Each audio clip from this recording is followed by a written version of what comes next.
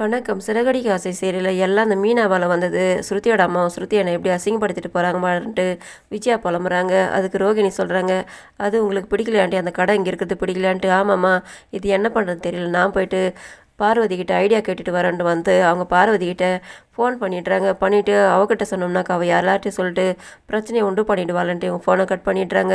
இதனால் சந்தேகம் வருது பார்வதிக்கு. இவன் எதுவுமே சொல்லாமல் ஃபோனை கட் பண்ணிட்டாலன்ட்டு இவங்க ரோகிணிக்கு ஃபோன் பண்ணிவிட்டு, "என்னம்மா உன்னோட அத்தை ஃபோன் பண்ணால் எதுவுமே சொல்லலை, என்னவோ யாரோ என்னை அசிங்கப்படுத்திட்டாங்க, அவமானப்படுத்திட்டாங்கன்னு புலம்புனாலேன்னு சொல்லிட்டு கேட்குறாங்க." அவங்க எல்லா விஷயத்தையும் சொல்லிடுறாங்க. அதை கேட்டு அவங்க ஷாக் ஆகுறாங்க.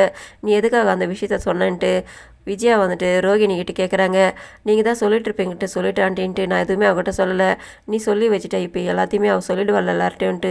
இவங்க புலம்புறாங்க. எல்லாமே இந்த மீனாவால் இவளால் நான் எல்லார்ட்டையும் அசிங்கப்பட வேண்டியதாகுது. போகிறவங்க வரவங்களாம் என்ன வந்துட்டு பூக்காரி பூக்காரின்ட்டு கேட்குறாங்களேன்ட்டு, "நீங்களும் அதை பூ கட்டுவீங்களான்ட்டு இவங்க கேட்குறாங்க."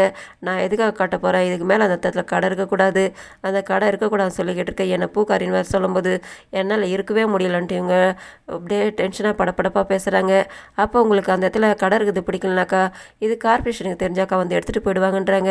அதை கேட்டு இவங்க ஷாக் ஆகுறாங்க. அது எப்படி முடியும்னு கேட்குறாங்க.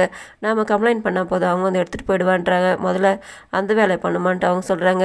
"சரி ஆண்டி, நான் பார்த்துக்கிறேன்ட்டு நாளைக்கு காலையில் பொழுது விடியாங்காட்டியும் அந்த கடை இருக்கக்கூடாது, அப்போ தான் எனக்கு சந்தோஷன்றாங்க." பொழுது வடிஞ்சு கார்பரேஷன்காரங்களாம் வந்து எடுத்துக்கிட்டு இருக்காங்க. இதை வந்து பார்த்துட்டு மீனாவும் அவங்க மாமனாரை வந்துட்டு, "ஏன் நீங்கள் இப்படி பண்ணுறீங்கன்னு கேட்குறாங்க." "நீங்கள் பிளாட்பாரத்து மேலே கடை போட்டிருக்கீங்க, நீங்கள் பர்மிஷன் வாங்கினீங்களா, அதனால தான் எடுத்துக்கிட்டு இருக்கோம். இங்கே எங்களுக்கு கம்ப்ளைண்ட் வந்ததுன்னுட்டு." அதுக்கு மீனா சொல்கிறாங்க, "கம்ப்ளைண்ட் வர அளவுக்குலாம் நாங்கள் எதுவும் பண்ணல, நான் பாட்டுக்கிறான்னு பூ வியாபாரம் பண்ணிக்கிட்டு இருக்கேன், புருஷனுக்கு வச்சுருக்காரு, நான் பாட்டுக்கு சுயமாக நாங்கள் ஏழைங்கோ, நாங்கள் பூ கட்டி விற்கிறோம், நீங்கள் இதை வந்து எடுக்கிறீங்களான்ட்டு." இவங்க பக்கத்தில் இருந்து எவ்வளோ தூரம் எடுத்து சொல்லி பார்க்குறாங்க. அண்ணாமலையும் மீனாவும் அவங்க எதுவுமே கேட்க மாட்டுறாங்க. "உங்களுக்கு வேணும்னா வந்துட்டு பதிவு பண்ணிவிட்டு பர்மிஷன் வாங்கிட்டு அதுக்கப்புறம் வந்துட்டு இதை மீட்டிட்டு வந்துட்டு அந்த கடை எடுத்து வந்து வைங்க, அதனால் நாங்கள் இதை எடுத்துகிட்டு போகிறோன்ட்டு அவங்க எடுத்துகிட்டு போயிடுறாங்க." இங்கே நடக்கிற விஷயம், போராட்டம் நடந்துக்கிட்டு இருக்க விஷயம் எல்லாத்தையுமே ரோகிணியும் விஜயாவை பார்த்து சந்தோஷப்பட்டுக்கிட்டு இருக்காங்க.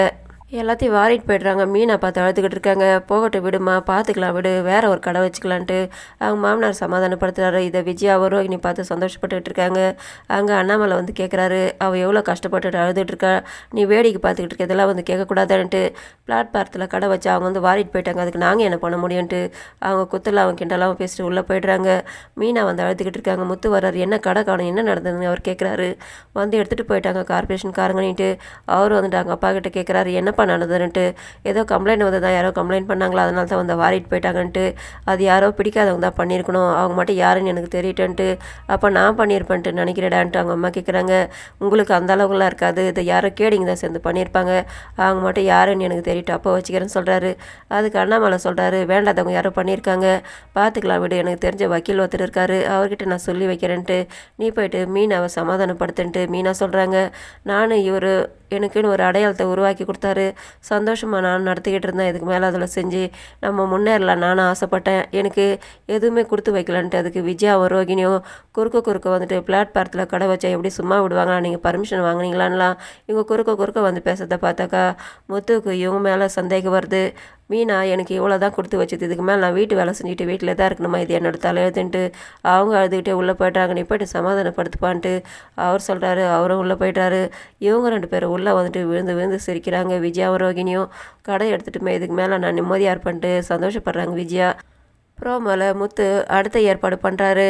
மீனாவுக்கு நடமாடம் பூக்கடை வச்சு கொடுக்கலான்ட்டு 2 வீலர் வாங்கி கொடுக்கறதுக்காக ஒரு ஏற்பாடு பண்ணிக்கிட்டு இருக்காரு. இதோட முடியுது. நன்றி, வணக்கம்.